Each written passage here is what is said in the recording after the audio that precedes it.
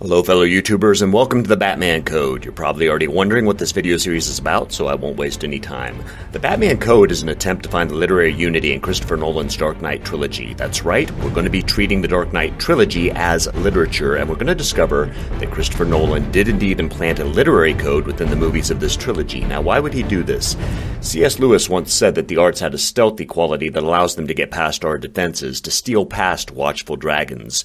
The arts and even literary codes can have an impact on an audience, even if the audience is unaware of their existence. Christopher Nolan said that he studied English because that was an academic subject he was best at, and he struggled with the concept of authorial intent not lining up with the reader's interpretations, but that evocative symbols that storytellers use have subconscious layers of resonation, and that was something he needed to get on board with. And by the way, your English major just ended the sentence with a preposition. Actually did it twice, just saying.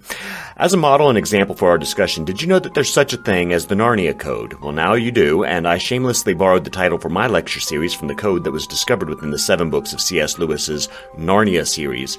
It's been demonstrated that the 7 books of the Narnia series were actually based off the 7 heavenly bodies of the Aristotelian planetary system. For example, the Lion, the Witch, and the Wardrobe pertains to the planet Jupiter, and once you're aware of this, the bizarre appearance of Father Christmas makes more sense since the planet Jupiter was traditionally associated with Christmas. The book Prince Caspian pertains to Mars, and there's a lot of fighting, because Mars, Ares, was the god of war. And my favorite of the series, the Silver Chair. Prince Rilian, and son and heir of Prince Caspian, is held underground in a state of perpetual lunacy.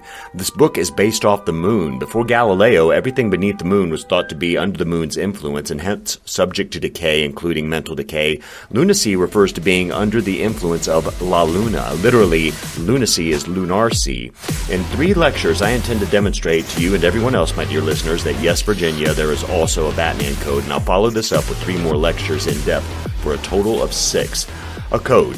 What exactly could it be? While looking back on the Faber and Faber edition of the complete scripts of the movie, we read that in the first movie, Batman is taking on the forces of evil, and later a very diabolical Joker. And when I considered the fact that the name Bane sometimes means death, I began to wonder if Nolan might be working through the themes of sin, death, and the devil. Or wouldn't it be neat if somebody based a superhero trilogy off the theological virtues of faith, hope, and love, or some other virtues perhaps?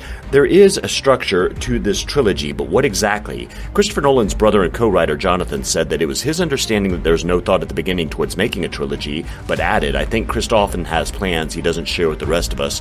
And Nolan confirmed this. He said they had a good idea of Bruce's storyline pretty early on, and the backbone of the thing was set from a very early stage. That's our question. What's that backbone to the trilogy? One of the big clues to finding the Batman Code is what's in a name. Nearly every character name in this trilogy involves some subtle play on words or hint at the character's development and role in the story. And by the end of this 6 lecture series, I'm going to give you no less than 70 name plays used throughout this trilogy, and here's an easy one. The Wayne family name. The name Wayne actually means wagon builder or wagon driver. Do you see any wagons circling in Batman Begins? Well, you can credit David Goyer, who wrote the first draft of Batman Begins, for noticing that the word train was actually derived from the word wagon. Train originally meant something like wagon train or succession or train of thoughts. And recall, the Wayne family built the first trains in Gotham, and were also involved in the Underground Railroad back when there actually were wagons being built. So wagon builders are wagon train builders, hence train builders in the sense of locomotives and by extension all other kinds of trains. And actually the name Wayne is an amalgam between the words wagon and train. In the David Goyer script, when little Bruce is on his way to the opera with his father draws a map in the condensation on the glass, a large circle around Gotham with spokes leading inward to Wayne Tower. You got the idea? Wagon wheel. By building trains, the Wayne family are in effect still wagon builders. Nolan took the imagery even further. He specifically inserted into the script that train building was Thomas Wayne's attempt to unite the city, to unify it around a center or heart. I love the imagery in this final scene with the train ride. A train to unite the city, a Wayne to unite the city. Nicely done, Mr. Nolan's. Some of you may have noticed that the name Thomas has a meaning. It means twin. Does Thomas have a twin in this trilogy? Of course. Of course. Of course. It's Ra's al Ghul. More on that in my 5th lecture of the series. But now we come to the bill. What is the Batman Code? What is the backbone of the trilogy? What is the literary unity? And I won't keep you in suspense. Drumroll, please. Nolan's trilogy is an amalgamation of Plato's Republic and John Milton's Paradise Lost. There's a lot of other literary gems that get dropped into the mix, but this is the essential Batman Code, and the biggest gem in the mix, the unifying backbone of the Dark Knight trilogy, is the 4 cardinal virtues of Plato, specifically as they're outlined in Plato's Republic: temperance, fortitude, prudence, and justice. Just for a little background, Plato was the student of Socrates and the teacher of Aristotle. They form a tradition, SPA, rub-a-dub-dub, three philosophers and a... well, close enough. That's how I remember things, and I'm not the first to spot the link between Christopher Nolan's work and that of Plato. In the Journal of Religion and Film, Jason Staples noticed that the movie Inception explores Platonic themes, and he finds it remarkable given that there's no real evidence that Nolan has spent much time with those texts. Whatever. The Nolan brothers have been reading Greek and Latin classics in the original languages since they were in high school, and they know these texts like the back of their hands. Take a look at the movie again, Man of Steel, co-written by Christopher Nolan. That book in the hands of little boy Clark Kent is Plato's Republic, and I can tell you more about that book. The green cover with an authentic bust of Plato, dead giveaway. That's the classic translation and commentary of Benjamin Jowett, available for free download online. This translation and its commentary have had a huge influence on the Dark Knight trilogy, and I'm going to prove it. Benjamin Jowett translated all the works of Plato twice and was romantically affiliated with the Lady of the Lamp, Florence Nightingale, an academic legend in his own day. Look again at how the villains are lined up. First, Batman has to contend against the mob, specifically greed and the lack of temperance or moderation in Gotham. Secondly, he has to show courage or fortitude in the face of a panic gas. Third, he has to contend against the superior shrewdness and intellect of the Joker. He has to master the virtue of phronesis, aka wisdom. And then we come to the hardest nut to crack in the Batman Code, the person of Bane and the problem of true justice in Gotham. Justice will be the toughest virtue to nail down in the Batman Code. Justice in the original Greek can be translated justice or righteousness. In the Greek New Testament, when Joseph refused to hand his pregnant fiancée Mary over to the authorities, some translations say it's because he was a righteous man and others because he was a just man. Both translations are legitimate. It's the same Greek word, and the Republic of Plato was originally entitled Taudaikou, of the righteous or of the just man, according to Diogenes Laertius in his Lives of Philosophers. In an interview on the collector's edition of the DVDs, Jonah Nolan described the trilogy as a story of a man's development of justice and righteousness, end quote. Notice, Jonah seems to be using the words as synonyms. He reads Greek. In Greek, they are synonymous. And this raises the question, is the Batman trilogy, like the Republic, a trilogy Taudaikou, about the righteous man? I'm going to argue that it is, right down to the bare bones. Nice segue. To get our minds wrapped around these four cardinal virtues, it's time for a trip to the art museum. Gentlemen, let's broaden our minds. Lawrence? I'm going to take a look at the classic work of Raphael because it's so much indebted to Plato and you guys didn't come to this video for a lecture on the Republic. Notice that in this fresco you have three of our cardinal virtues, fortitude, prudence, and temperance. Because Raphael is a Roman Catholic and this fresco is in the Vatican, each of these three are assisted by a little theological angel or virtue, charity, hope, and faith, respectively. These three angels are not cardinal virtues and Plato doesn't discuss them. Justice, the fourth and final virtue, sits high above them. Justice is unique. It's a harmony and balance between the other virtues. That uniqueness is going to make it the toughest nut to crack in proving the existence of the Batman Code. The other three cardinal virtues are pretty easy to describe. The human soul, according to Plato, has three parts corresponding to the parts or areas of the body: the belly, the chest, and the head. Temperance is a virtue that governs the belly, fortitude the heart, more specifically the spirited element or our sense of righteous indignance, shame, and honor. And prudence, lastly, is akin to an intellectual virtue. When all of these elements in the soul are present and governed by their respective virtues, you have a just or righteous person. And similarly, there's a three-part structure to society or the state, a republic. In a state, in the middle, the heart of the state, are auxiliaries that are to function as dogs who listen to the voice of the wise shepherds above them. The shepherds keep the watchdogs who, from want of discipline or from hunger or evil habits, would turn upon the sheep and behave like wolves. Again, a three-part division within society, just like there was a three-part division within the individual soul, and each one needing the virtues or perfections appropriate to it. An individual or society becomes just when there is a harmony between these elements. Remember, justice is about harmony, revenge simply about making yourself feel better. And last of all, let's talk about the appetites in these three regions. The virtues, whether in a person or society, guard over appetites that can get out of control, according to Plato. The multi-headed hydra associated with the belly, appetites that take many forms for lust, sex, power, for money. And within the chest, or the spirited element, there's an appetite for honor that can turn, without virtue, into shameless glory-mongering. Plato has a lot to say about the lion-hearted man and the danger of letting one's passion for honor get out of control. The true man is associated with the thinking mind who tames the lion and uses the lion to gain control over the hydra below. That's Plato in a nutshell. Now it's time to review with a scene analysis. God, I'm going to enjoy these. For my first scene analysis, let's take a closer look at Batman Begins. To develop virtue, that is. First, young Bruce needs to rein in his appetite for vengeance with the virtue of temperance. That's sophrosine in the Greek. Otherwise, he'll lose his footing for a killing stroke. Secondly, fortitude, drinking in his fears but remaining steadfast and enduring, as Plato says, in the knowledge of what is and is not to be feared.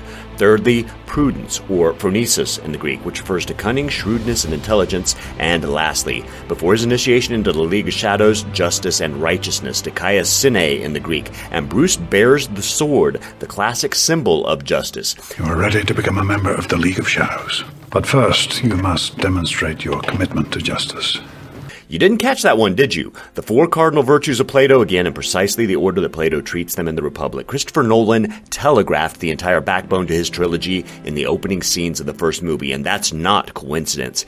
He had to do some remarkable revising to de Goyer's original script in order to get that pattern.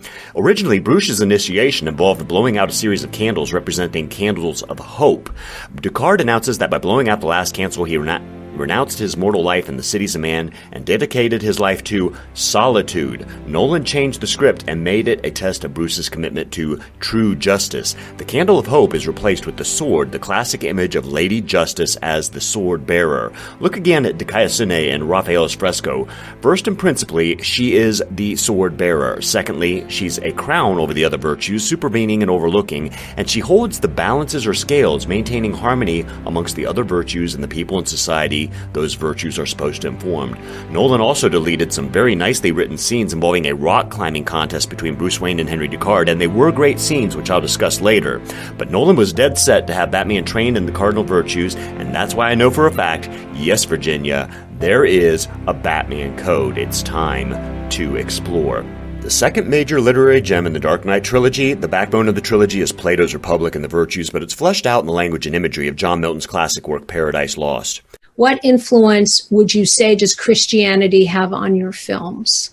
I think the influence of Christianity on my films is mostly cultural in terms of my upbringing. I was raised Catholic. Whatever. Remember, Christopher Nolan has an IQ of 160 and his subconscious does more work than most of our conscious minds do. It should probably have its own 401k program. However, regarding Nolan's Catholic upbringing, take note. Just as the Catholic painter Raphael harmonizes the four virtues with the three theological virtues of faith, hope, and love, traditionally Catholicism has always affirmed that the best of the philosophers, like Socrates and Plato, and the truths of theology together form a harmony. The Batman trilogy is actually a contemporary art piece in precisely that Catholic tradition. For Nolan, his theology is heavily indebted to a Protestant, a perennial master of the English language and literature. Nolan studied at the University College of London, John Milton, and Paradise Lost.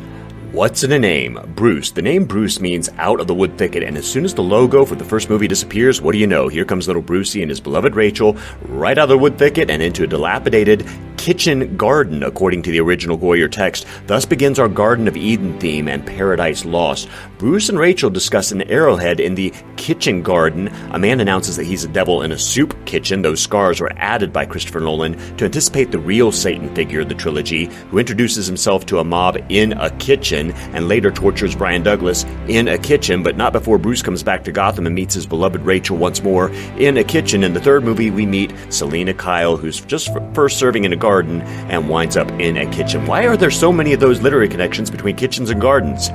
Because they're both places you get your food from. Let's go back to the kitchen scene when Bruce returns to Gotham and do another scene analysis, and keep your eyes open for any Garden of Eden elements you might find.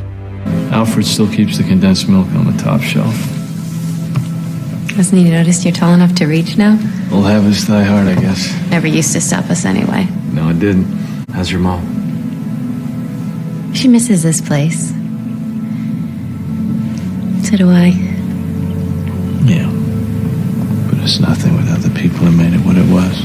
Did you catch all that? Christopher Nolan just reworked the entire scene into a reference to Paradise Lost. In the original Goyer script, this exchange did not happen in a kitchen. It happened in Rachel's car, and they were merely discussing an upcoming parole hearing for Joe Chill. Later on, at Rachel's office, Bruce explains that Wayne Manor is nothing without the people, and Rachel has to hurry off to Arkham to tend to Carmine Falcone and Jonathan Crane. Nolan changed the scene dramatically. The whole nothing without the people dialogue is retrojected backwards, and Rachel later meets Bruce at his house, offering him an arrowhead and a happy birthday wish as she bolts off to Arkham Asylum. Moreover, the scene is now placed in a kitchen, a garden, and most telling of all, the reference to condensed milk, which is referred to in the script as a sweet liquid. Nolan just transformed this entire scene into a reference to Paradise Lost, one of the most famous love poems of all time, Sweet the Breath of Morn.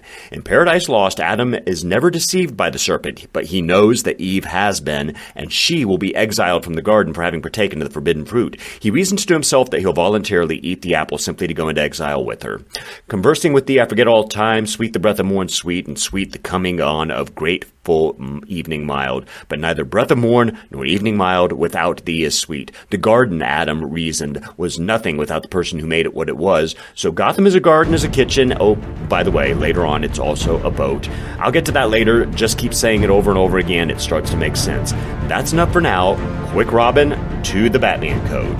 The first question we have to ask ourselves is, Christopher Nolan, how in the hell did you manage to write a literary code into a trilogy when you didn't even write the first script for the first movie? David Goyer wrote the original script. I'm going to have to explain this. David Goyer cited Batman Year One as among his influences for Batman Begins, as well as The Long Halloween, true enough, but his literary sources went deeper than this. The Nolans were raised in Catholic school, but Goyer went to Hebrew school. So regarding Batman's Year One, Goyer certainly does go back to the beginning, and I'm talking literally in the beginning. Obviously, when little Brucey takes a fall in the garden, Goyer is drawing on a story from the Old Testament, but there's more. He's also drawing on the story of this guy, the patriarch Jacob. The patriarch Jacob is known for many things, including his vision of a ladder in the sky with angels ascending and descending thereon. What's that refer to? In Jewish and Christian spirituality, the ladder represents the ladder of divine ascent, growth and perfection, or alternatively falling away from the virtues and righteousness. Notice there are 30 steps traditionally on this ladder. You can even count them. Little Brucey fell 30 feet in the well. Come on, Mr. the Batman Code, that's just coincidence. After having this vision, Jacob meets his future wife, Rachel, who importantly was a shepherdess. Okay, that's still just coincidence, but poor shepherdess Rachel can't feed her little sheep because she can't get the rock off this thing. Do you recognize it? Jacob's well. Don't fall in there, Jacob. A guy could break his arm doing something like that. That's just totally a coincidence. Jacob can't be with his beloved Rachel because her father, Laban, insists Jacob first has to work for him for 7 years. You've been gone 7 years. You have me declared dead. Yep, Goyer's imagining the fall of man and from righteousness and his need to rise again through virtue in the imagery borrowed by amalgamating these two stories together. Now you can see from Batman Year One in the beginning, you got a straight shot to the Garden of Eden, and Nolan can make an easy jump from the into the themes of Paradise Lost. But what about Plato's Republic?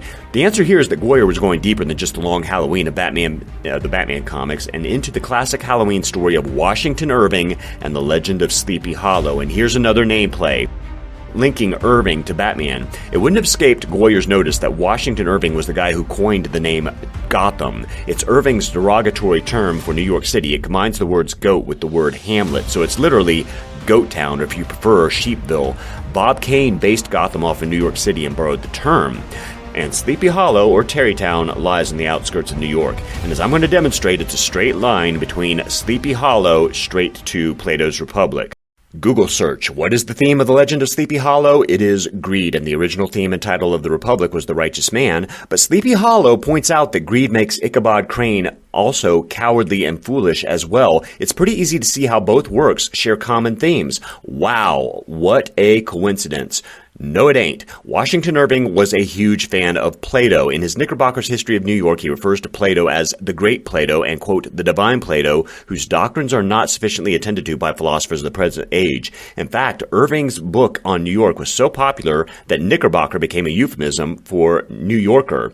Chapter 5 of the book is especially interesting. Washington hates greed and the corrosive effect it has on cities like New York. He's especially critical of the greedy Western colonialization and treatment of Native Americans. When the Pope sent his people, the Spanish Catholics, to conquer the New World and bring with them their Catholic dogmas to convert the people into Catholics, Irving satirized this with the story where a man in the moon gave his lunar subjects permission to invade and conquer New York and poison people's minds with moonshine and nitrous oxide to convert them into lunatics.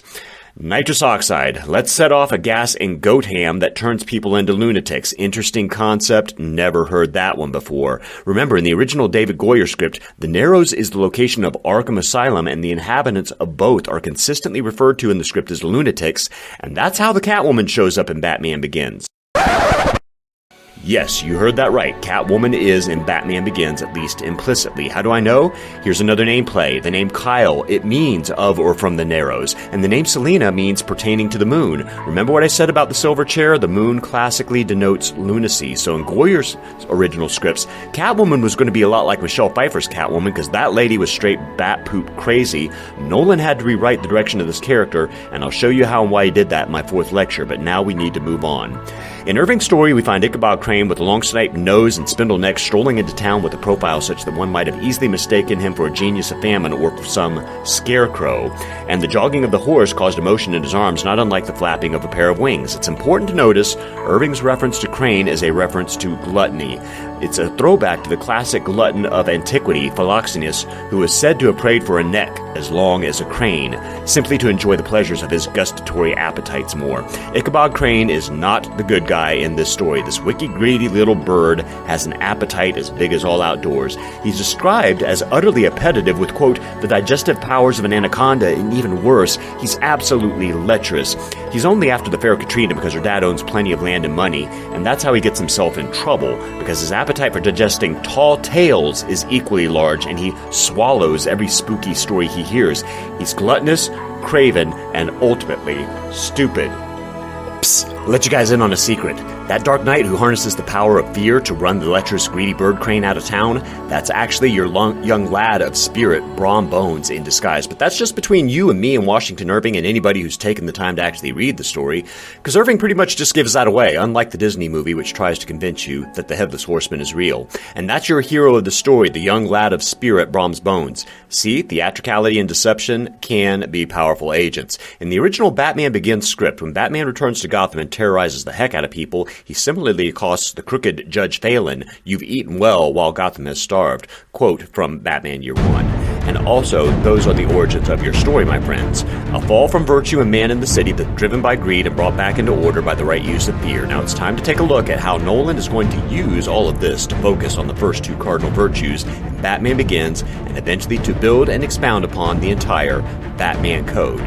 First up on our list of virtues, temperance and fortitude, or Sophrosyne and Andrea in the original Greek. Let's go back and take a look at Raphael's fresco once more, where you see these 2 virtues and their attendant little angels of faith and love depicted. We need to explore 2 characters in Batman Begins. We'll be looking at the Batman and his comrade in arms, James Gordon. The characteristic virtue of each of these persons is fortitude and temperance, respectively. That's the way they're depicted in Batman Begins and the way they'll be depicted throughout the entire trilogy. Again, what's in the name? I hope you guys took time to notice all those birds in Gotham, because Gotham has a finch who's hot on the heels of a certain falcon and a certain crane. Birds, I said, are the classic symbols of greediness and the appetitive.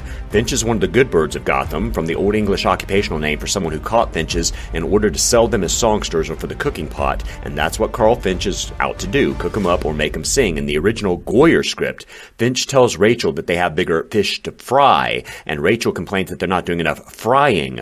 When Falcone gets thrashed by the Batman, Finch is ready to get started frying. Notice, Nolan deleted all the references to frying from the script, but Falcon E is in a lot of trouble because Finch is going to make that falcon bird sing, and it doesn't help him much that Carmine Falcone actually comes from the Italian word meaning song, and falcon is, of course, a bird. Dang it, this guy's name is literally Songbird, and this songbird threatens to sing before the other bird, Crane, gasses him with a panic gas. And don't forget about this bird. I mean the one on the left. Bats aren't birds, folks. Arnold Flass, his first name literally means power the eagle, so I'm counting that as another bird in Gotham. He is grossly intemperate. Among other things, he's always drunk, he always has a flask, hence if you check the roots of his last name, it comes from the flash, meaning a maker of bottles or flasks. That's the classic example of lack of sophrosyne moderation. The most common translations of sophrosyne are moderate, temperate, or sober-minded. The first time we see Flash, he's contrasted with the very temperate soul of Gordon. Flash just robbed a liquor store, squeezes his big belly into the driver's seat with a greedy handful of cash, and if that's not enough to remind you that he has an appetite, he invites Gordon to take a taste. Greedy, drunk, overweight, appetitive to the extreme, another bad bird. And Nolan has a great deal more to say about the character development of James Gordon. First, Nolan gives Gordon a lot more action in the script than Goyer did. But second, Gordon is going to be your model for temperance throughout the trilogy. He's the master of the appetites of the belly and is twice depicted in the scripts as, quote, trusting his gut, end quote. He's the kind of person who can because his gut is ruled by the virtue of temperance, just as Plato advised. The Batman is going to be the model of fortitude and endurance. And they're parallel figures. Before Batman even shows up, the greedy birds of Gotham already have an enemy in Gordon, the Birdmaster. Ha! Oh, that's fantastic. Actually, it's in the movie. That's what the name Gordon means. It comes from the Old Latin and English, Gor Dominus. He's literally named Birdmaster. Let's go back and do a short scene analysis.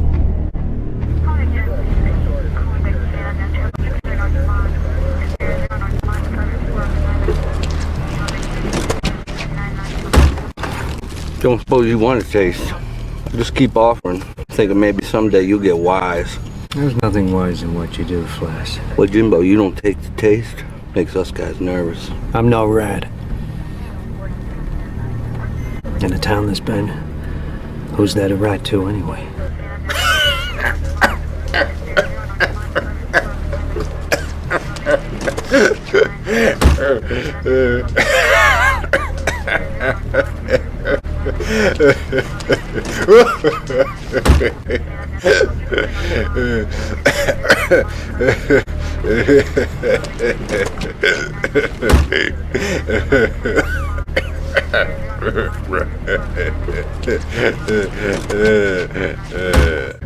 Wise, the virtue of sophrosyne or temperance hands the bridle upwards towards wisdom, aided by faith. There's certainly nothing wise in being understrained or in the Greek, sophrosyne. There is wisdom in temperance, and it keeps control over the appetites of the belly, and there's wisdom in that literally. It's in the word, in accordance with wisdom, the third cardinal virtue. So, in accordance with wisdom, the third virtue, sine.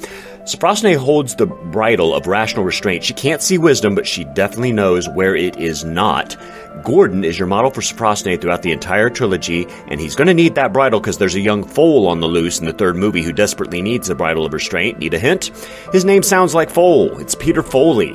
Gordon is the bridle master and the bird master, and Foley is just one of two horses that are going to need to be reined in. In Plato's Republic, Plato likens the highest of our three parts of the soul to a charioteer who tries to wrestle in two horses in order to get them to work in harmony. A white noble steed strives upward towards honor, and a dark horse downwards towards the dark appetites. This famous illustration is found in all sorts of works of art in the ancient world. Want to take another look at a name play? If you missed the birds of Gotham, chances are pretty good you missed the horses as well, because Foley is just one of them. That dark horse, Stryver and Belioc are two names drawn from The Tale of Two Cities by Charles Dickens, but Stryver gets a first name, Philip, from the Greek, Philo Hippos, lover of horses. Those are your light and dark horses in Gotham, parallel figures drawn in part from the Republic. So Gordon is the bird master, the bridle master, and the belly master, but the birds of Gotham are going to need to get their cages rattled, because into Gotham comes the most fearsome bird of the... Oh, dang it. Bats aren't birds. Is Goyer really doing this? When little Brucey goes to the opera, he sees bird-like figures descending on ropes and suddenly has a flashback to bats. Hey, little Brucey, bats aren't birds. A blessed bat again, Alfred says. They must nest somewhere here on the grounds. Alfred, bats don't nest because bats don't lay eggs. You want to know why? Bats aren't birds. Would somebody tell the CW, DC Comics, and Hollywood, and anybody associated with birds of prey that bats aren't birds? Well, that's pretty much what you get. Bats versus birds in Gotham, and importantly, Nolan held on to the idea of the bird being the symbol of the appetitive element in both man and the state, but he added 2 symbols to Goyer's original script, and those important symbols are the stethoscope and the arrowhead, which are not at all in the original Goyer script. But you can see that by adding these 2 symbols, Nolan has completed the tripartite division of the person in the state, which you find in Plato's Republic. Justice is a unity in the soul and the state of these 3 elements. Just like the hub of a wagon wheel, uniting and holding together the whole, it is the spirited element in man, the chest, that holds the soul together, and the watchdogs of society in the Republic that preserve the state. And the Batman can do just that, because he's got spirit, just like his old man, his father, you know? He's a lot like a dog. Oh wait, that is in the script, but not in the original Goyer script. Nolan had to revise that. In the original script, Falcone tells a young Bruce, "You got balls, kid. Come down here again and I'll send you back to your mommy and daddy." Nolan is drawing attention to the fact that the Batman, just like his father, represents the spirited element in Gotham and introduces a new symbol later, the stethoscope, to drive the point home. Now let's turn to our second cardinal virtue.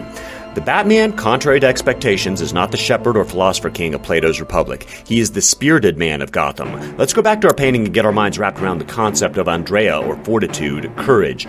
Notice 3 things. Andrea controls the lion, the honor-bound and righteously indignant element of the soul, and unlike the previous virtue, she can see wisdom. She always looks upwards for guidance, assisted by the angel of charity.